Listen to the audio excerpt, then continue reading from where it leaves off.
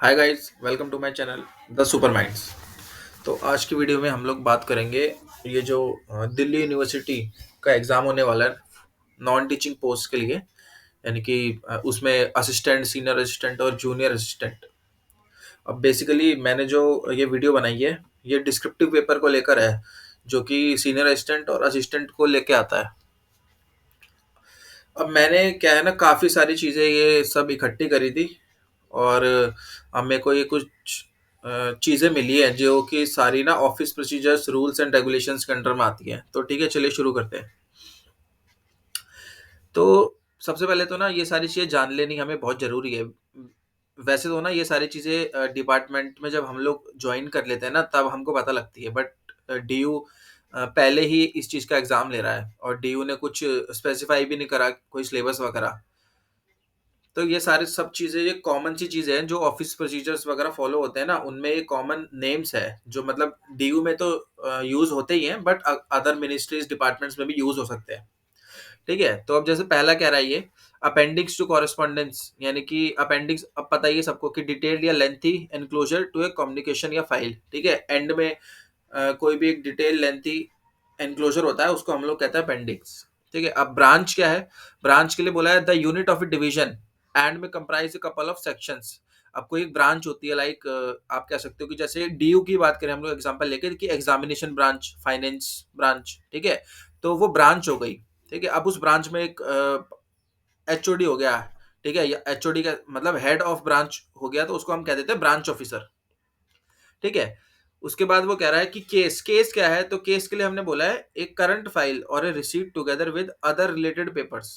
ठीक है, तो जो करंट फाइल चल रही है ना, उसको हम बोलेंगे केस, जिसके मतलब किसी एक करंट फाइल के अंदर काम चल रहा है ऊपर।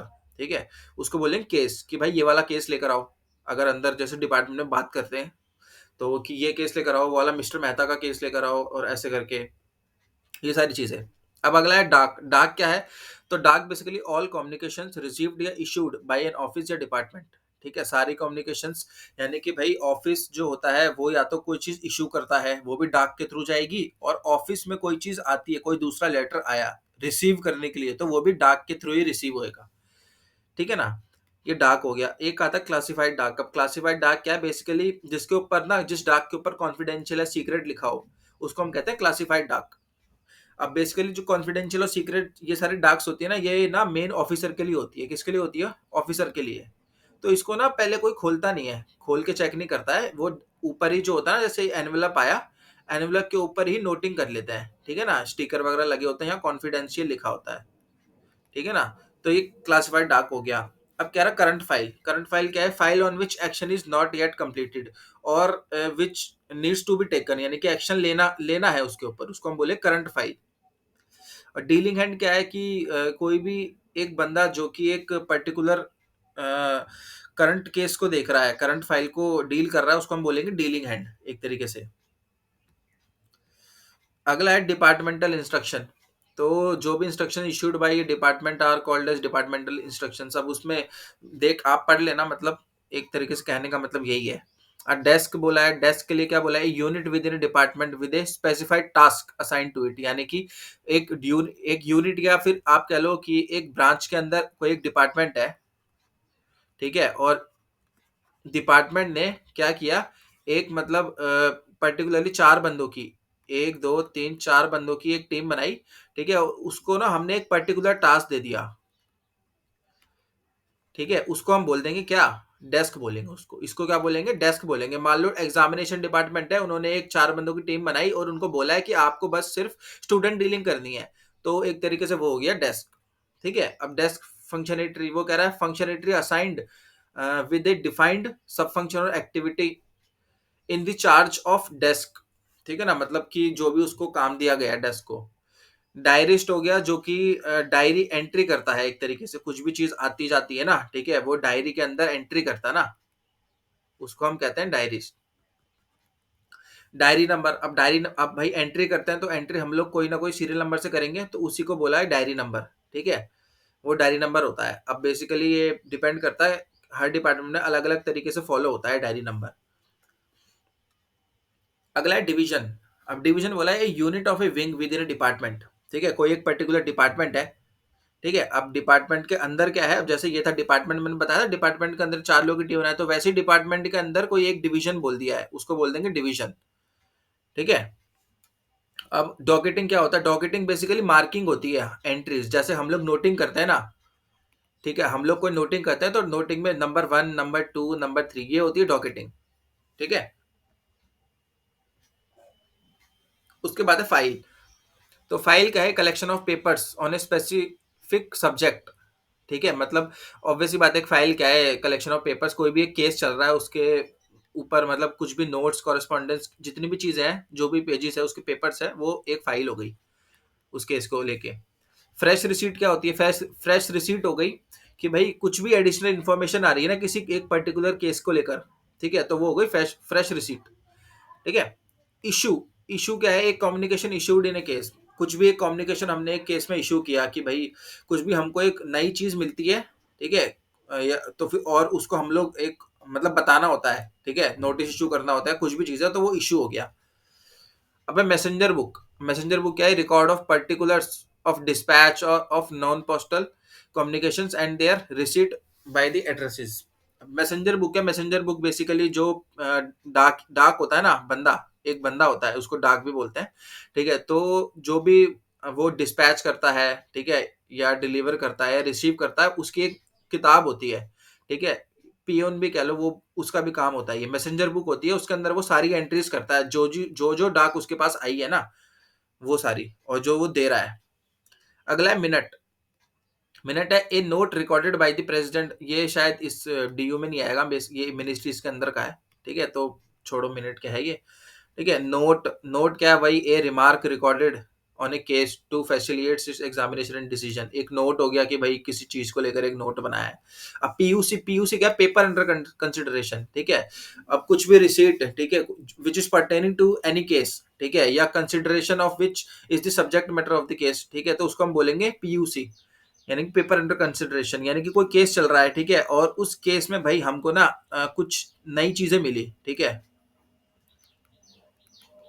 न्यू थिंग्स मिली, ठीक है? तो अब ये क्या है? ये जो न्यू पेपर्स मिले ना हमको, न्यू इन्फॉर्मेशन मिली, ठीक है, वो क्या है? पीयूसी में आ जाएगी, पेपर अंडर कंसिडरेशन, की अभी भाई हम ऑफिसर जो लोग हैं ना, इस चीज को देख रहे हैं।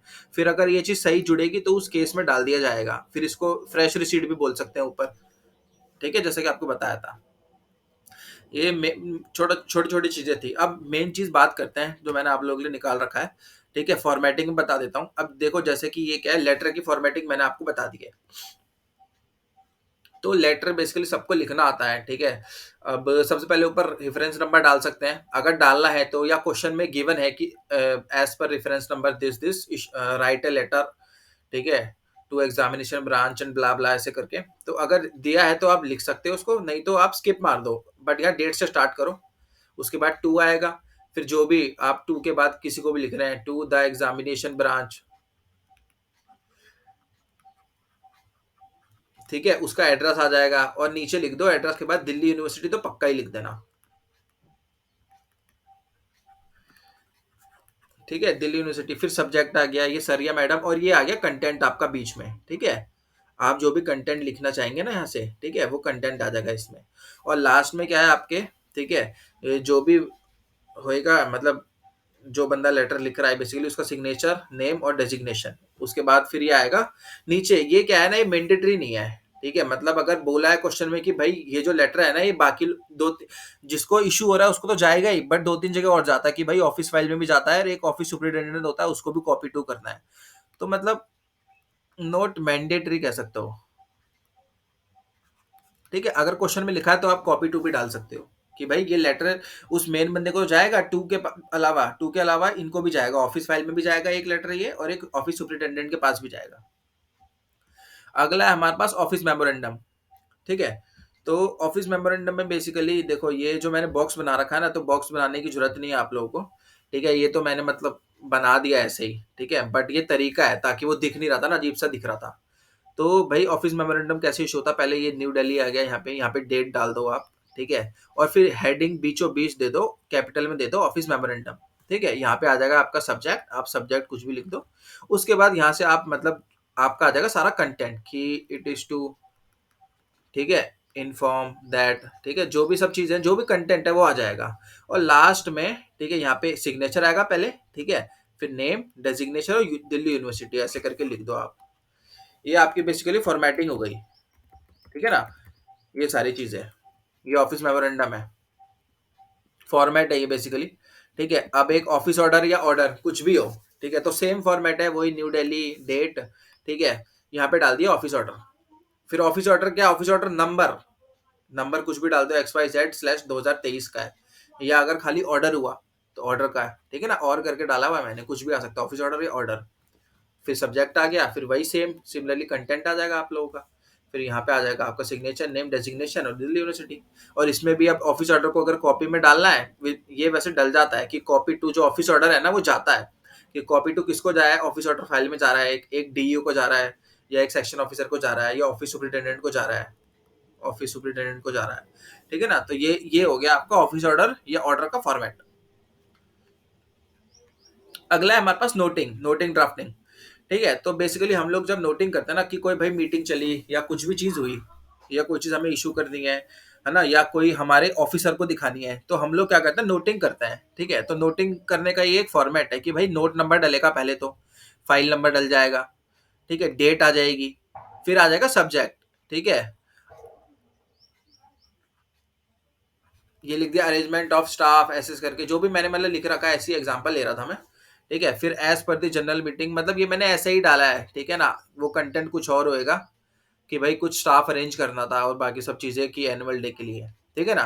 तो ये स्टार्ट हो गया, लेकिन हमेशा याद रखना भाई, नोटिंग में पॉइंट्स वाइज चलती है, नंबर 1, नंबर 2, 3, 4, 5, ठीक है ना?